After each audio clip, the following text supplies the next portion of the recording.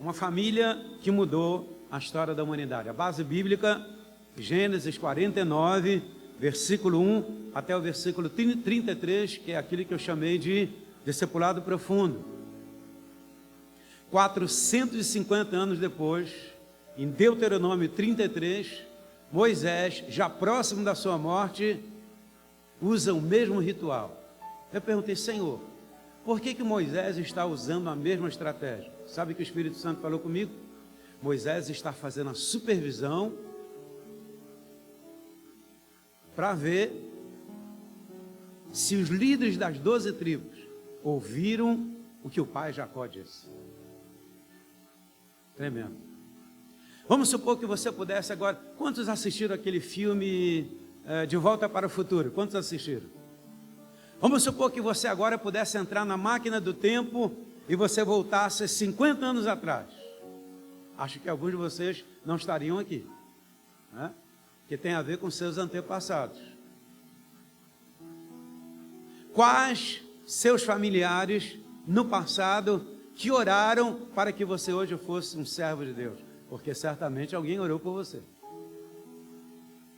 Vamos supor que nós pudéssemos agora apertar o botão dessa nave e sair mais 50 anos para o futuro. Mais 100 anos, nós não estaríamos mais aqui. Mas os nossos filhos estariam. Será que nossos filhos carregariam a mesma semente que tem dentro de nós? Essa é a história que eu quero contar para vocês. Porque uma decisão nossa hoje pode afetar toda a nossa árvore genealógica no futuro. E o que nós encontramos aqui?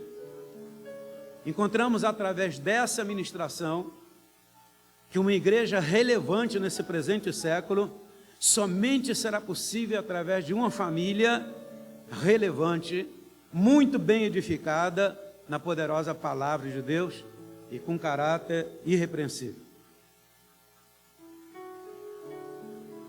Quando nós olhamos em Gênesis 49, não vemos apenas a família de Jacó. Nós vemos uma família consagrada, nós vemos um pai consagrado com uma herança espiritual fortíssima, nós vemos uma célula, nós vemos 12 tribos, nós vemos os profetas, nós vemos os reis de Israel, nós vemos a vinda do Messias, nós vemos os apóstolos, nós vemos as igrejas de hoje, nós vemos o mundo recebendo o Evangelho, nós vemos a volta de Cristo. Nós estávamos lá no ventre de Jacó.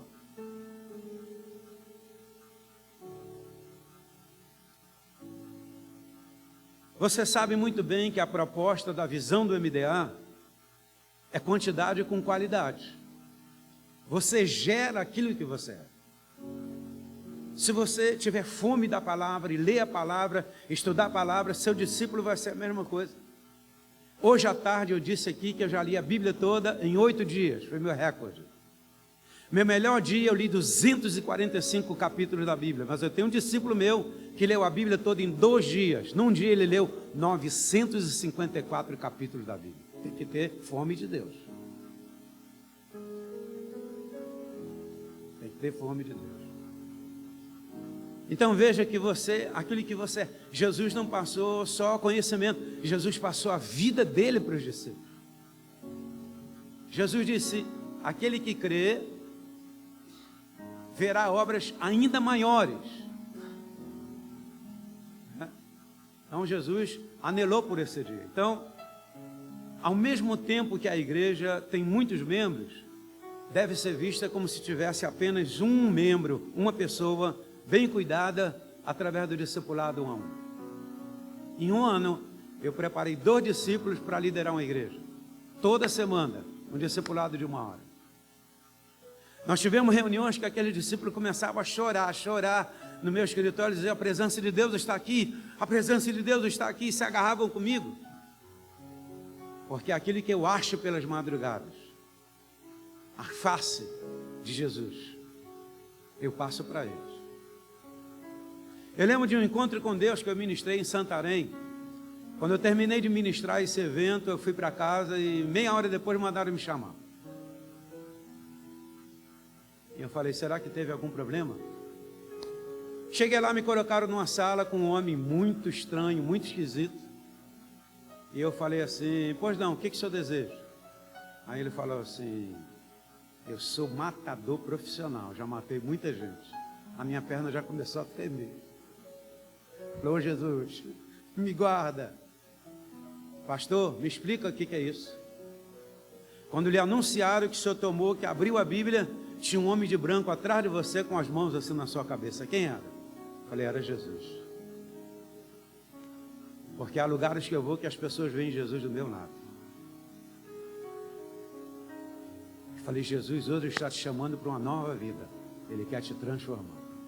E eu creio que eu vou encontrar com esse homem na eternidade. Jesus garantiu, Ele prometeu, este estou convosco todos os dias, até a consumação do céu. Jesus está aqui. Sua glória está presente. Seu poder pode ser derramado sobre nós.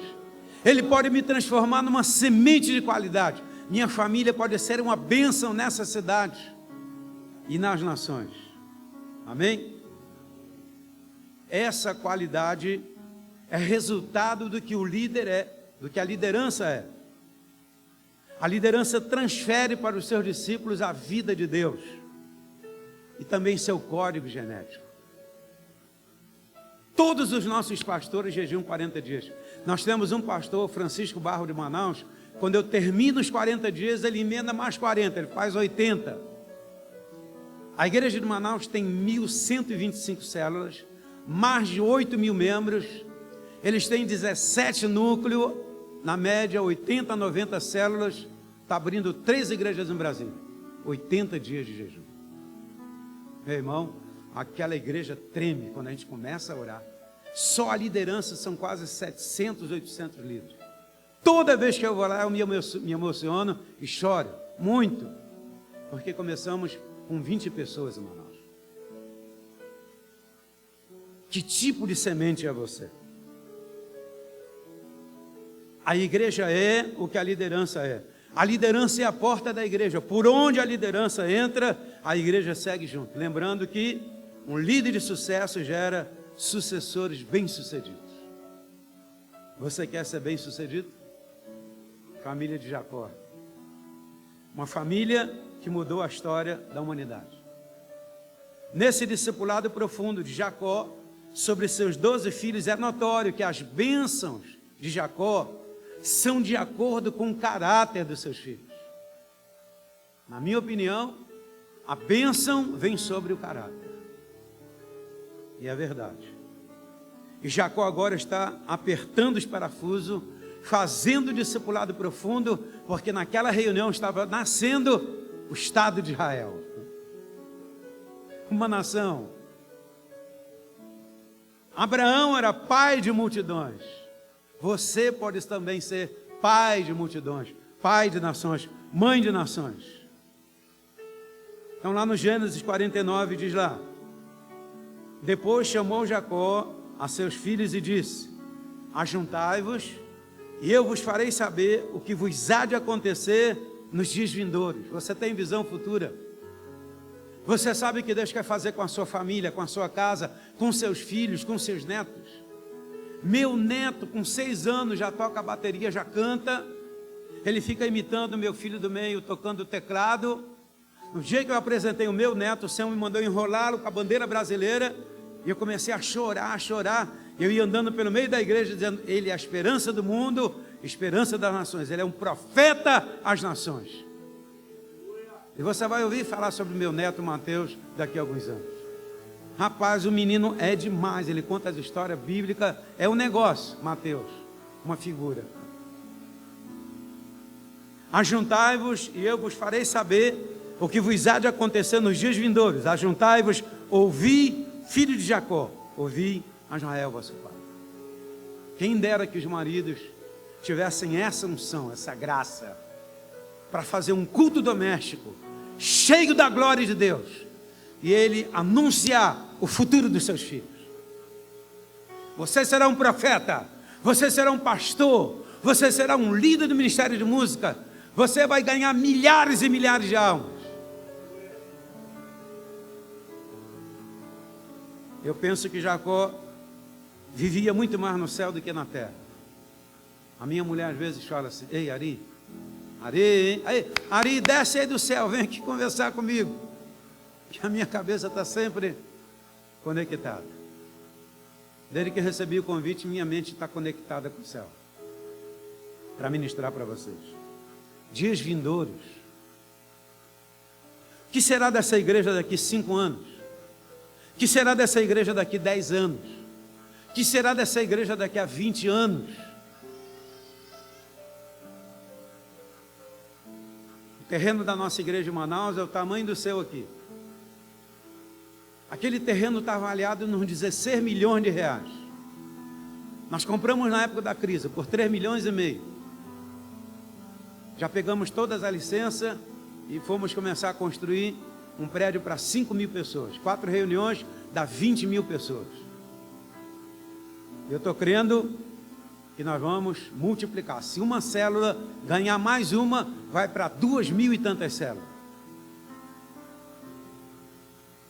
Então preste atenção, que eu escolhi aqui 4 tribos para passar essa mensagem para você.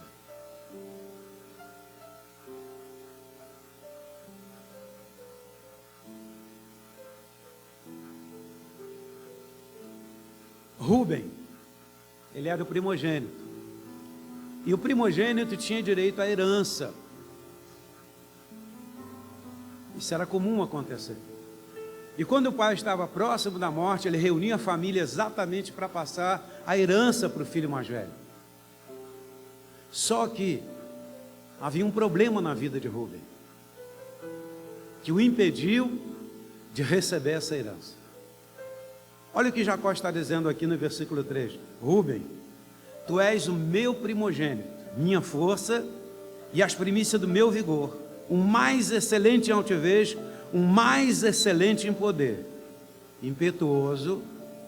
Olha o que Jacó está dizendo: impetuoso, ou seja, inconstante como a água. Não serás o mais excelente, porque subiste ao leito de teu pai e o profanaste, subiste à minha cama. Olha a ousadia de Rúben. Acho que ele estava muito convencido de que tudo que era do pai ia passar para ele, já quis tomar a herança antecipada. E a Bíblia diz que uma herança antecipada traz consigo a maldição. Rúben ultrapassou os limites. Rúben é um mau caráter. E será que seu pai passaria essa tremenda responsabilidade para a vida de uma pessoa inconstante? Para a vida de um usurpador que teve relação sexual com a sua própria mãe, a concubina de Jacó? Rúben era um mau caráter. Faltou com respeito ao seu próprio pai. Manteve relações com Bila, uma das mulheres de seu pai. Pagou um alto preço por esse disparate. Rúben acreditava que era possível usufruir das coisas de seu pai antes que ele morresse. Uma herança antecipada traz consigo a maldição. Rúben era um mau caráter. Falei: Senhor, qual foi o preço que Rúben pagou por essa coisa horrível que ele cometeu? Eu entendi um drama nessa família, o drama que eu chamei de Rúben Bila, a mulher de seu pai. Aconteceu que, habitando Israel naquela terra, foi Rúben e se deitou com Bila, concubina de seu pai. Israel soube, eram 12 os filhos de Israel. Que lástima! Um filho inconsequente cometeu um erro gravíssimo, acabou pagando um preço altíssimo por seu atrevimento. Estou lendo Gênesis 35, versículo 22. Olha o que aconteceu com Rúben. Quando o Espírito Santo me mostrou esse texto, eu fiquei tenso. Eu falei: Senhor, me ajuda a tomar decisões que vão abençoar minha árvore genealógica. Senhor, não me permita tomar decisões que vão afetar meus filhos, meus netos, bisnetos e tataranetos. Senhor, me ajuda, por favor. Ruben e Bila. Uma tragédia familiar que afetou as futuras gerações de Ruben para sempre. A herança que havia na mão dele foi transferida para José.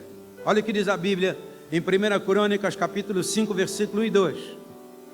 Quanto aos filhos de Ruben, o primogênito de Israel, pois era o primogênito, mas por ter profanado o leito de seu pai, deu-se a sua primogenitura aos filhos de José. O bastão passou. Por quê? Porque ele era mau caráter. De modo que na genealogia não foi contado como primogênito. Judá, na verdade, foi poderoso entre seus irmãos, e dele veio o príncipe, porém o direito da primogenitura foi de José. A bênção foi transferida de Ruben para José, porque Ruben era um mau caráter. Que Deus nos ajude. Que Deus nos ajude. E que a gente tenha a mente de Cristo. E que essa herança tão bendita, que veio sobre essa família que mudou a história da humanidade, venha sobre as nossas vidas. A bênção foi transferida para quem? José. José é um tipo de Jesus. As mesmas experiências que José passou, o nosso Senhor Jesus passou também. Mas uma pessoa firme e decidida. José era tipo um X9. Ele vinha para o pai e falava: olha, meus irmãos estão fazendo um monte de besteira. Hoje seria o X9, né? Ou então o caguete do pastor. Aquele que sempre fala no pastor: oh, fulano está fazendo isso, ciclano está fazendo aquilo outro. A gente entende como linguarudo, fofoqueiro. José não era linguarudo nem fofoqueiro. José tinha visão de uma família consagrada e afinada com o céu. Quem dera que o Senhor nessa noite nos abençoasse e nos tornasse todos como a tribo de José. Oh glória! Jacó agora aponta o dedo dele para Simeão e Levi. Vocês são irmãos, suas espadas são instrumento de violência. A minha glória com vocês não vai se ajuntar jamais, porque na sua maldade vocês mataram homens, vocês destruíram vidas, destruíram pessoas. Olha o que Jacó disse. Simeão e Levi são irmãos. As suas espadas são instrumento de violência. No seu secreto conselho, não entre a minha alma, com o seu agrupamento não se ajunte a minha glória, porque no seu furor mataram homens, e na sua vontade perversa já retaram todos. Maldito seja o seu furor, pois era forte, e a sua ira, pois era dura. Dividi-los-ei em Jacó e os espalharei em Israel. Uma pessoa que é dura, que é violenta, vai experimentar a divisão até que ela seja quebrantada. Meu Deus, que discipulado profundo. É ou não é? Deus está usando a boca de Jacó para dizer-lhes que enquanto eles não mudassem de atitude e tivessem um caráter aprovado por Deus, haveria divisão entre eles. E a Bíblia diz que uma casa dividida jamais prevalecerá. Até que eu fiquei surpreso. Imagina um pai chamar o seu filho de serpente. Eu falei: Jesus, o que é isso? Dan julgará seu povo. Como uma das tribos de Israel, Dan será serpente junto ao caminho, uma víbora junto à vereda, que morde os talões do cavalo e faz cair o seu cavaleiro por detrás. No versículo 18, me parece que Jacó entra numa guerra espiritual com a serpente, e ele suspira fundo e diz: a tua salvação espero, ó Senhor. Eu fiquei com esse trem na cabeça. Falei: Jesus, querido Espírito Santo, por que razão Jacó chamou Dan de serpente? Dan tem o veneno da serpente dentro dele. Dan é um zombador. Dan ri da cara de Deus. Dan é uma pessoa nociva. E se ele não se cuidar, se ele não tirar esse veneno de dentro dele, ele vai gerar pessoas com o mesmo veneno. Eu falei, Jesus, o que é isso? É para estudar a Bíblia. Eu descobri um negócio interessante aqui. Lá no Velho Testamento, um jovem da tribo de Dan, que foi apedrejado. Você conhece essa história?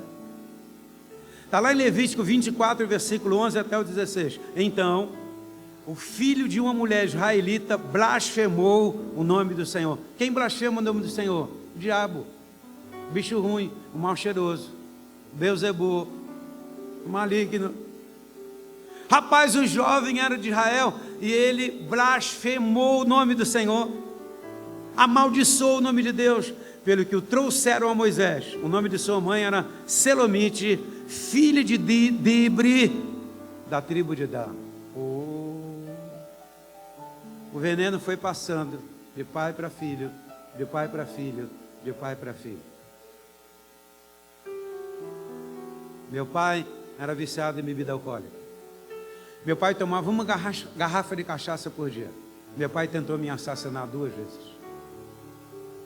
Meus 2 irmãos morreram de cirrose hepática. Cachaça, cachaça, cachaça, cachaça. O veneno da serpente foi passando. Graças a Deus que não atingiu a minha vida, porque antes eu recebi Jesus como Senhor e Salvador e o veneno da serpente saiu pela culatra. Quantos estão entendendo? Olha para você. Lembra quando você foi corrigir o seu filho, que você falou, meu Deus, eu estou corrigindo meu filho, mas essa situação está dentro de mim. Por quê? Porque é seu código genético. Porque seu filho veio com suas qualidades e seus defeitos também. À medida que você é restaurado, à medida que você se conserta, sua semente vai sendo restaurada e consertada também. Levaram aquele menino à prisão, até que eles fizessem declaração pela boca do Senhor. Disse o Senhor a Moisés, tira o que blasfemou para fora do arraial, e todos os que ouviram porão as mãos sobre a cabeça dele, e toda a congregação o apedrejará. Tinha que acabar com o veneno da serpente no meio do povo de Deus. Isso aqui é forte. Sim ou não?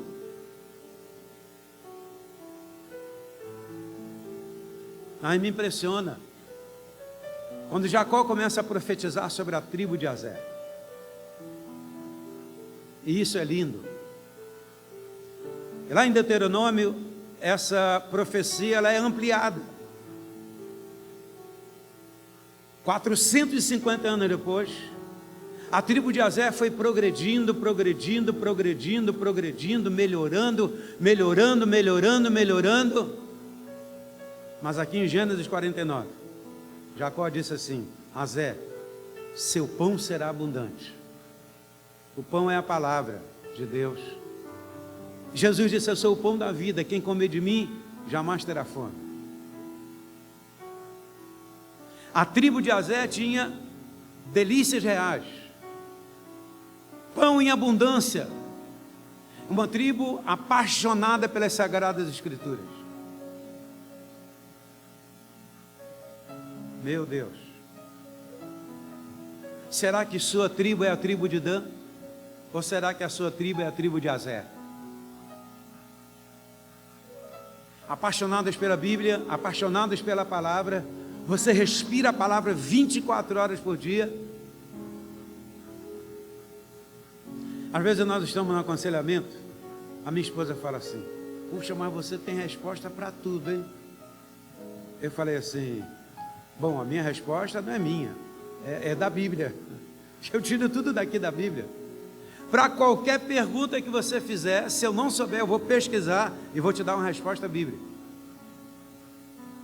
A Bíblia está no meu coração, a Bíblia está nos meus pulmões, a Bíblia está no meu sangue, a Bíblia está na minha mente, a Bíblia está no meu coração. Eu já li a Bíblia toda mais de 29 vezes.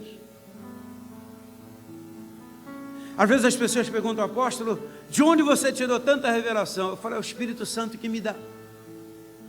Eu estou escrevendo um outro livro agora chamado trabalhando onde Deus está trabalhando. Se você trabalhar onde Deus está trabalhando, o trabalho é mais produtivo. Rapaz, eu descobri coisas incríveis. Paulo está indo para Bereia com a sua comissão de evangelismo. Daí ele vai dormir. Tem um sonho. Aparece um varão macedônio dizendo: Paulo, passa a Macedônia e ajuda-nos, que o céu governa. Se nós fizermos de acordo como está sendo feito no céu. Paulo acorda e fala: gente, nós vamos mudar aqui a estratégia. Que é isso, Paulo? Você enlouqueceu? Não, o varão apareceu de madrugada dizendo para a gente passar na Macedônia. Irmãos, eu estudei sobre a Macedônia. As igrejas mais poderosas do Novo Testamento, todas estão na Macedônia. Jesus disse: o Pai trabalha até hoje e eu trabalho também. Onde Deus está trabalhando? Será que Deus está trabalhando nessa igreja? Será que Deus está movendo as águas nessa igreja? Será que o Espírito Santo está sendo enviado a essa igreja? Será que essa igreja é uma igreja apostólica? Será que essa igreja é uma igreja que tem fome de Deus? Se você tem fome de Deus, hoje Ele vai te abastecer. 450 anos depois, Moisés diz assim: a tribo de Azé não tem apenas pão em abundância. A tribo de Azé anda no meio do azeite. Oh glória! Errais porque não conheceis as sagradas escrituras e o poder de Deus. A tribo de Azé é uma tribo equilibrada. Tem a unção e tem a palavra. Tem a unção e tem a palavra. Tem a unção e tem a palavra. Tem a unção e tem a palavra. Viva de Deus! Eu vou te dizer, quando uma igreja tem a palavra viva, me encanta o que Elias disse para o rei Acabe. O Acabe, segundo a minha palavra, não vai chover. Acabou, fechou o céu. 3 anos e meio sem chover. Depois ele chegou e falou: segundo a minha palavra, céu, derrama chuva. Quando você tem muita intimidade com Deus, você ora, fala, e o Espírito Santo assina embaixo, Deus autentica. Aconteceu. Palavra criativa. A igreja de hoje precisa ter palavra criativa. Quando você orar pela sua cidade, Blumenau pertence ao Senhor Jesus. Pá! Aconteceu. Se você crê, quando você vier aqui à frente, muita coisa poderosa pode acontecer com você. Veja o que Moisés disse sobre a tribo de Azé. De Azé disse: bendito seja Azé entre os filhos de Jacó, agrade a seus irmãos e banhe o pé no azeite. A primeira unção que vem é da cabeça, a última unção é a dos pés. Quando um bebê nasce, a primeira partezinha do corpo é a cabeça, apontando para Jesus, que é o cabeça da igreja, e a última parte é os pés. Em Lucas 10 diz: eis aí, vos dei autoridade para pisardes serpentes e escorpiões. É essa igreja que vai pisar em serpentes e escorpiões. É essa igreja que vai subjugar o poder das trevas, que vai dizer: arreda Satanás de Blumenau. Blumenau é do Senhor Jesus. Essa cidade é nossa, essa terra é nossa, e nós a consagramos para Deus. Diga à pessoa que está ao seu lado: palavra e unção. Diga à pessoa que está atrás de você: palavra e unção. Segura essa, meu irmão, porque hoje essa unção será derramada sobre a sua vida.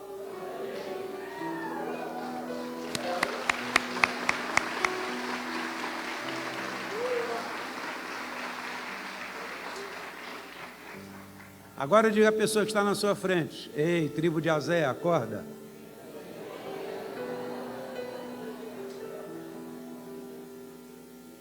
E Moisés continua. Por quê? Porque a tribo de Azé progrediu, ela avançou, ela não retrocedeu, ela avançou. Quero mais e mais. Eu quero é Deus.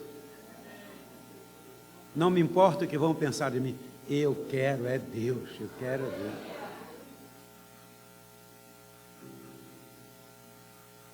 Irmãos, eu sou apaixonado por almas.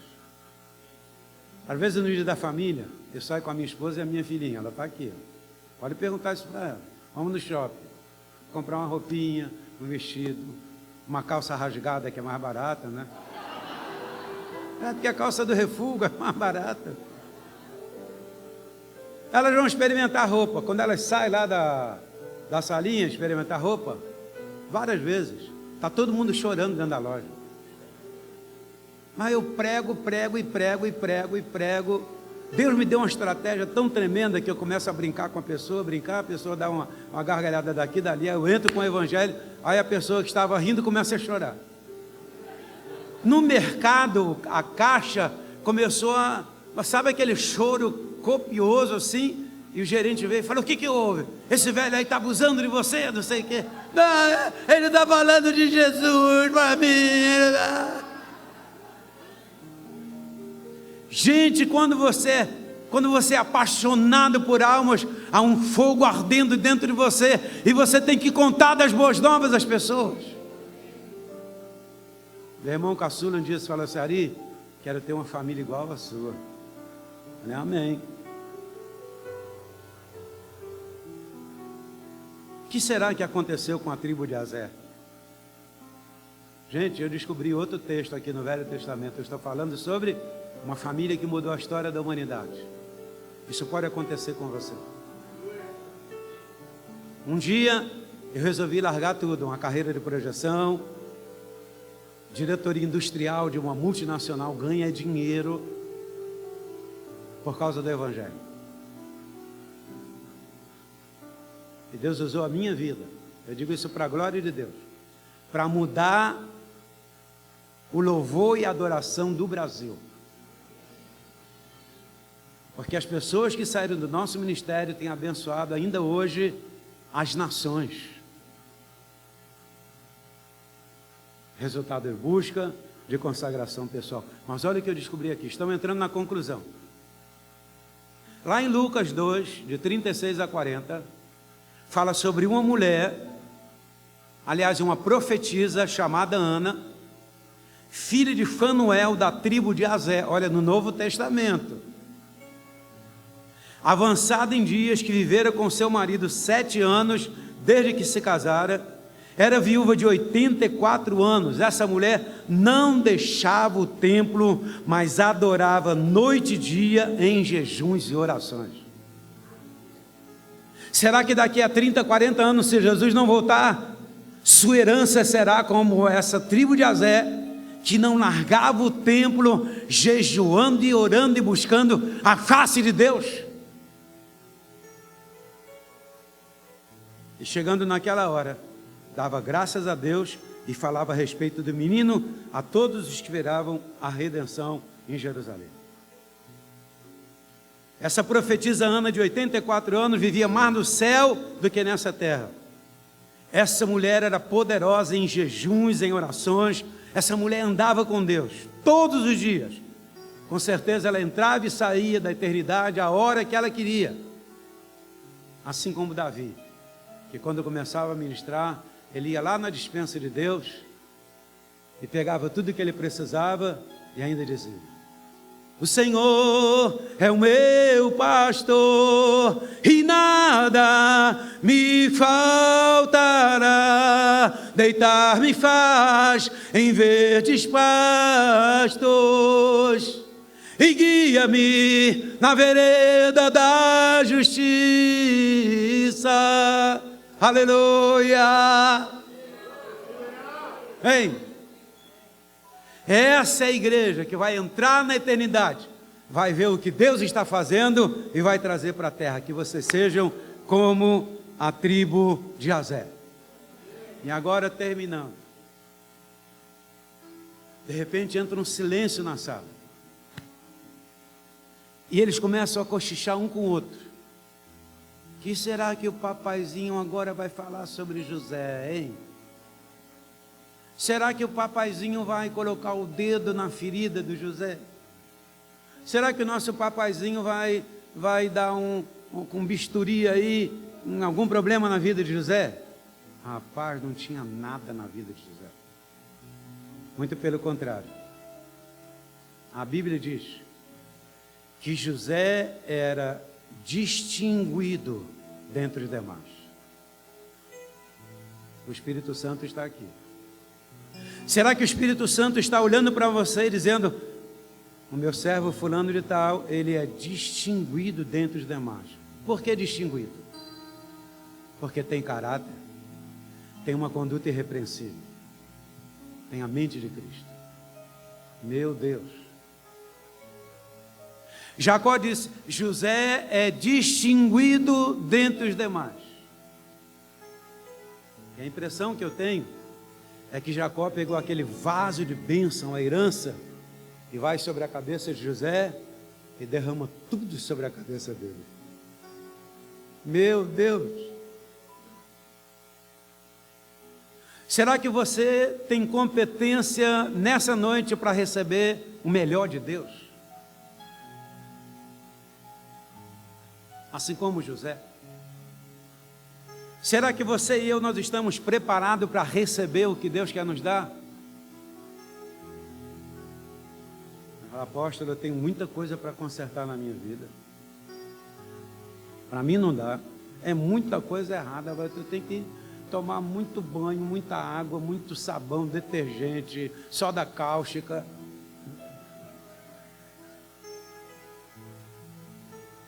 Aquele que confessa e deixa, alcança a misericórdia. O Senhor Jesus disse àquele ladrão lá na cruz: hoje mesmo estarás comigo no paraíso. Vivemos pela fé e não pelas circunstâncias. Você crê? 5 bênçãos foram derramadas sobre a vida de José. Mas eu quero abrir um parêntese. Você lembra daquele povo de Bereia, os bereanos? Lembra? Lá de Atos? E logo durante a noite os irmãos enviaram Paulo e Silas para Bereia. E ali chegados, dirigiram-se à sinagoga dos judeus. Ora, estes de Bereia eram mais nobres que os de Tessalônica, pois receberam a palavra com toda avidez, examinando as escrituras todos os dias, para ver se as coisas eram de fato assim. Na minha opinião, os bereanos, eles eram da tribo de Aser. Vai ser apaixonado pela palavra assim na China. Alguém ia lá e pregava e falava: pera lá, essa palavra é meio diferente, vamos examinar aqui no livro santo, para ver se ele está falando certo. E não é que ele falou certo mesmo.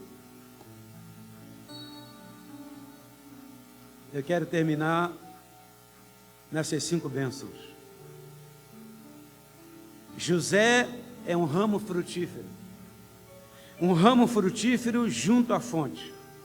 Seus galhos se estendem sobre o muro.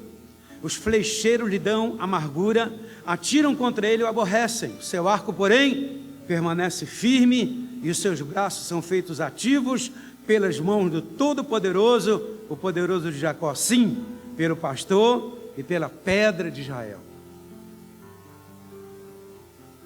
Deus de teu pai, o qual te ajudará, e pelo Todo-Poderoso, o qual te abençoará, com todas as bênçãos dos céus, com todas as bênçãos das profundezas, com as bênçãos do seio da madre, as bênçãos de teu pai excederão as bênçãos de meus pais, até o cimo dos montes eternos. Estejam elas sobre a cabeça de José, sobre o alto da cabeça do que foi distinguido dentre os seus irmãos. Que coisa tremenda. José representa Jesus. José tem um caráter de Cristo. José é a possibilidade de você viver a vida de Cristo hoje, cheio da unção, cheio do Espírito Santo, abençoando as pessoas.